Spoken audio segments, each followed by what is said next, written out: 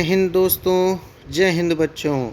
Good morning friends, कैसे हैं आप सब। तो आप सबका बहुत बहुत स्वागत है हमारे यूट्यूब चैनल सेठ शिवम एजुकेशन पर। तो दोस्तों, जैसा कि आप सब जानते हैं कि हमने जो है प्रीवियस ईयर क्वेश्चन पेपर्स की श्रृंखला चला रखी है और हम लगातार अपने इस यूट्यूब चैनल के माध्यम से प्रीवियस ईयर क्वेश्चन पेपर्स को डालने का प्रयास लगातार कर रहे हैं। तो इसी क्रम में आज हम देखने वाले हैं BA, BSc, BCom first year, BA BEd, BSc BEd first year वाले बच्चों के लिए एक क्वेश्चन पेपर है जनरल हिंदी का। ठीक है, sorry, BA BEd, BSc BEd second year में ये पेपर लगता है जनरल हिंदी का, और बीए बीएससी बीकॉम में फर्स्ट ईयर में लगता है जनरल हिंदी का पेपर। तो आज का जो प्रीवियस ईयर क्वेश्चन पेपर है वो है बीएससी बीकॉम 2022 का दोस्तों। कौन सा है? बीएससी बीकॉम 2022 का ये क्वेश्चन पेपर है जनरल हिंदी का। ठीक है, आइए देखते हैं पहला क्वेश्चन कौन सा था। देखो, सबसे पहला प्रश्न आता है एक्सप्लेनेशंस का, यानी कि व्याख्याओं का, जिसमें हमें संदर्भ, प्रसंग, व्याख्या और एंड में जो क्रिटिकल नोट्स होते हैं, ठीक है, आलोचनात्मक टिप्पणी, वो हमें यहाँ पे जो है लिखनी होती है। तो सबसे पहले देखते हैं गद्यांश। गद्यांश यहाँ पे पूछा गया है कि इसमें संदेह नहीं कि वह अपने किए पर पछता रहा था। भाई के आने से एक दिन पहले से उसकी छाती धड़कती थी कि देखूं भैया क्या कहते हैं, मैं उनके सम्मुख कैसे जाऊंगा। ठीक है, तो ये इसमें से आप पहचान सकते हो, ये जो श्रीकंठ यहाँ पे लिखा हुआ है, ठीक है, यहाँ पे जो लाल बिहारी लिखा हुआ है, उससे आप जो है वो अंदाज़ा लगा सकते हो कि ये किस चैप्टर में से लिया गया है। तो ये लिया गया है भैयाओं बड़े घर की बेटी वाले चैप्टर में से, बड़े घर की बेटी वाले चैप्टर में से ये जो है वो लिया गया है, और जिसके लेखक हैं मुंशी प्रेमचंद। ठीक है, सेकंड देखते हैं कि रात का काला घुप पर्दा दूर हुआ तब यह उच्छ्वसित हुआ, सिर्फ इसलिए नहीं कि अब पेट पूजा की समिधा जुटाने में उसे सहूलियत मिलेगी, बल्कि वह आनंद विभोर हुआ। ठीक है, तो ये जो आपका सेकंड गद्यांश है, दूसरा गद्यांश है, ये किस चैप्टर में से लिया गया है? तो ये लिया गया है दोस्तों गेहूँ और गुलाब नामक पाठ से। जिसके लेखक कौन हैं दोस्तों? जिसके लेखक हैं राम वृक्ष बेनीपुरी। राम वृक्ष बेनीपुरी जिसके लेखक हैं दोस्तों। अब बात करते हैं तीसरे की, जो कि हमारा है एक पद्यांश।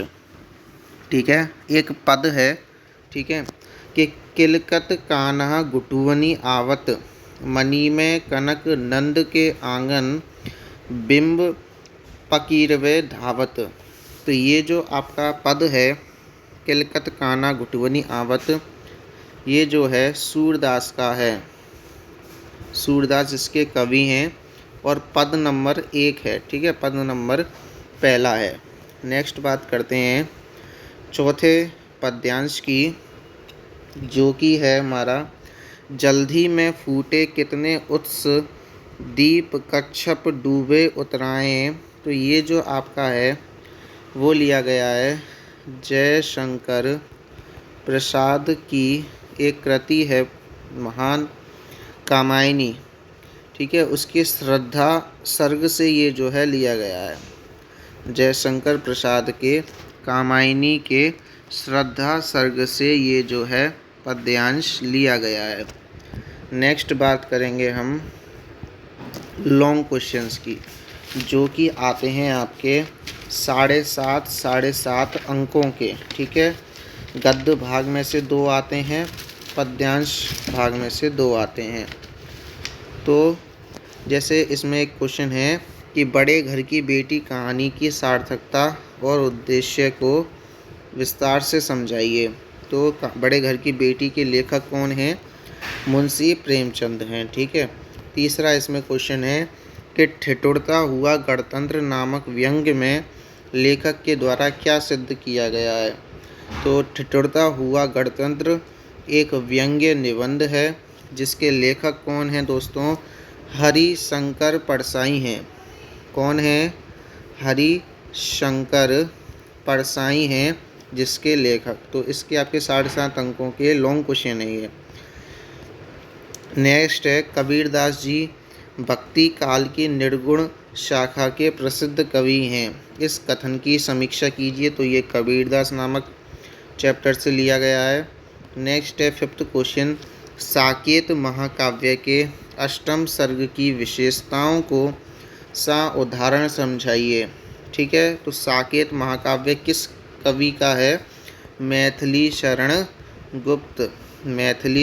गुप्त नामक कवि का है साकेत महाकाव्य। तो इस तरह से ये 4 यहाँ पे लॉन्ग क्वेश्चन हैं दोस्तों 7.5 अंकों के। नेक्स्ट है निबंध। 300 शब्दों में क्या लिखना होता है? निबंध लिखना होता है। 4 विषय आपको दिए हैं, किसी एक विषय पर आपको जो है निबंध लिखना है। नई शिक्षा नीति, गुण और दोष, महंगाई एक ज्वलंत समस्या, कंप्यूटर शिक्षा और शिक्षा का उद्देश्य। ठीक है। 2023 में तो आपका पूरा क्वेश्चन जो है वो हल करना है, तो इसीलिए आपको मेहनत तो निश्चित रूप से करनी पड़ेगी। तो उद्योग मंत्रालय, भारत सरकार, नई दिल्ली की ओर से एक पत्र का प्रारूप तैयार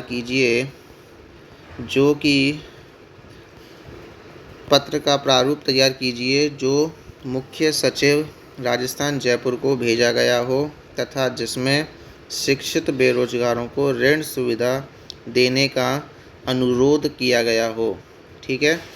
तो इस तरह से ये है। और दूसरा भी जो है एक नगर पालिका अध्यक्ष को पत्र लिखना है। तो ये आपके 2 पत्र आए हैं।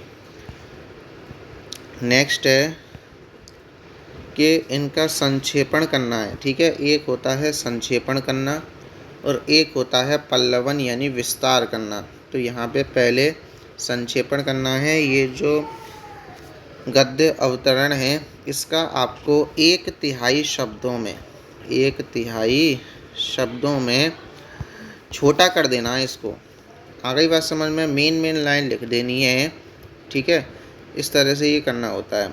नेक्स्ट है ऐसे ही 2 इसमें क्वेश्चन पूछे गए हैं। ठीक है। आप चाहें तो देख सकते हैं पूरा कंप्लीट इसको। मैं सोचता हूँ स्त्रियों के पास एक महान शक्ति सोई हुई है। ठीक है। यहाँ से और जो है ये पूरा आपका एक पैराग्राफ रहने वाला है। नेक्स्ट है अब यहाँ पे आपको 3 सूक्तियाँ दी हुई हैं जिनका आपको पल्लवन करना है, विस्तार करना है। ठीक है। साहित्य समाज का दर्पण है, नियति को कोई नहीं टाल सकता और सोने में सब गुण निहित होते हैं। इस तरह से ये जो है वो इसका आपको पल्लवन करना है। तो पल्लवन आप कर सकते हैं। कितने शब्दों में पल्लवन करना है? ठीक है। तो जिस प्रकार से आपको संक्षेपण के लिए दिया गया था बड़ा पैराग्राफ, उतना तो करना ही करना है। ठीक है। नेक्स्ट है उपसर्ग। तो नीचे लिखे हुए उपसर्गों से 2 शब्द बनाइए। जैसे अधि जो यहाँ पे शब्द है, अधिनायक, अधिकार, अधिपति। ठीक है। अभी से देखें तो अभियान, अभिनेता, अभिभावक, अभिलाषा। ता प्रत्यय से 2 शब्द बनाइए। प्रसन्नता, सफलता। इक प्रत्यय से 2 शब्द बनाइए। सामाजिक, साप्ताहिक, साहित्यिक, आर्थिक, सामाजिक, राजनैतिक। ठीक है। इस तरह से आपको प्रत्ययों से 2 शब्द बन लिखने हैं केवल। नेक्स्ट है यहाँ पे 4 मुहावरे आपको दिए हैं, उनमें से कोई 2 का आपको अर्थ बताकर वाक्य में प्रयोग करना है। जैसे आँख का तारा होना, इसका क्या हो जाएगा, बहुत प्यारा होना। तो एक और होता है ईद का चाँद होना, ठीक है, तो बहुत दिनों बाद दिखाई देना। इसी तरह आँखों में धूल झोंकना, धोखा देना, अंगारे बरसना और अंगद का पैर होना, ठीक है। तो इस तरह से 4 मुहावरे हैं, उनमें से कोई 2 को हमें सॉल्व करना है। निम्नलिखित में से किन्हीं 5 शब्दों को शुद्ध रूप में लिखिए। देखो जशोदा, मैं यहाँ पे लिख के बता देता हूँ, यशोदा हो जाएगा, ठीक है, यशोदा। नेक्स्ट है कवयित्री, तो इसको कवयित्री को ऐसे लिखते हैं, ठीक है, ठीक है। नेक्स्ट है उज्ज्वल, उज्ज्वल को ऐसे लिखते हैं, देखो,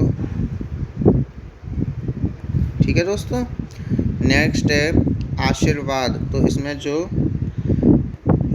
र की मात्रा है वो गलत लगी हुई है, ये यहाँ लगेगी, ठीक है।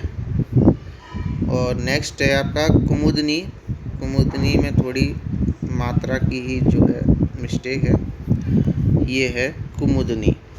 और एक है आपका अलंकारिक, ठीक है, अलंकारिक, तो इसमें जो बड़ी की मात्रा है ना वो क्या हो जाएगी, छोटी हो जाएगी, अलंकारिक, ठीक है। और कई जगह मैंने अलंकारिक भी लिखा हो देखा है, तो लेकिन सही इसको ही मानेंगे, अलंकारिक, ठीक है। नेक्स्ट है संधि को परिभाषित करते हुए इसके भेदों को बताइए और उदाहरण सहित समझाइए, ठीक है। तो संधि की परिभाषा जितनी मुझे याद है मैं आपको सुना देता हूँ कि 2 या 2 से अधिक शब्दों के मेल से जो विकार उत्पन्न होता है, ठीक है, उसे संधि कहते हैं। 2 या 2 से अधिक शब्दों के मेल से जो विकार उत्पन्न होकर नया शब्द बनता है, ठीक है, उसे संधि कहते हैं।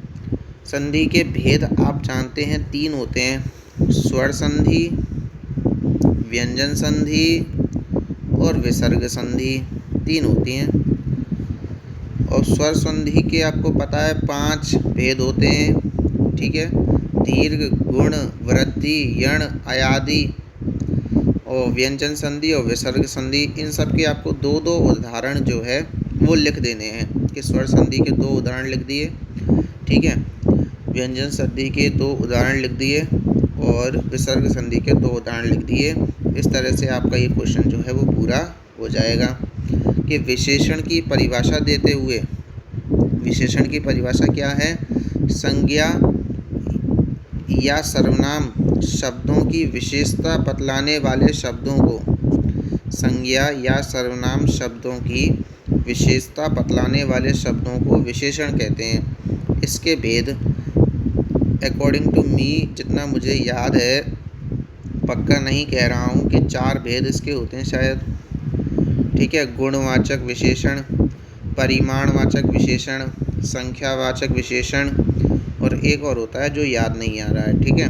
और उनका क्या है, आपको वाक्यों में प्रयोग करके 2-2 उदाहरण लिख देने हैं, 2-2 उदाहरण लिख देने हैं, उससे ये क्वेश्चन जो है आपका वो कंप्लीट हो जाएगा। तो इस तरह से ये था आपका पूरा क्वेश्चन पेपर। एक हमने इसकी सिलेबस के ऊपर जो है वीडियो बनाई हुई है, इसमें इसका एग्ज़ाम पैटर्न भी समझाया हुआ है। ये जो क्वेश्चन पेपर है वो 2 क्वेश्चन करने हैं, इस हिसाब से सेट हुआ है, ठीक है। लेकिन जो 2023 में क्वेश्चन पेपर आएगा वो थोड़ा अलग एग्ज़ाम पैटर्न होगा, जिस तरह से इसका लिखा हुआ है। तो क्योंकि देखो उसमें जो है व्याख्याओं की बात करूँ मैं, तो 2-4 व्याख्याएँ तो गद्य भाग से आती हैं, जिनमें से 2 करनी होती हैं, और 4 व्याख्याएँ पद्य भाग से आती हैं, जिनमें से कोई 2 करनी होती हैं। और यहाँ पे तो टोटल आप देख सकते हो 4 दी हुई हैं, वो भी 2 गद्य की और 2 पद्य की, उनमें से करनी 2 हैं, ठीक है। इस तरह से जो है एग्ज़ाम पैटर्न आपका रहेगा। तो आज की वीडियो में फ़िलहाल इतना ही, मिलते हैं अगली वीडियो में। तब तक के लिए आपका जो BSc BCom 2023 का जो पेपर होने वाला है वो होने वाला है 19 अप्रैल को, ठीक है, 19 अप्रैल को पेपर होने वाला है। तो आज की वीडियो में फ़िलहाल इतना ही, मिलते हैं अगली वीडियो में। तब तक के लिए पढ़ते रहिएगा, आगे बढ़ते रहिएगा। जय हिंद, जय भारत, थैंक यू।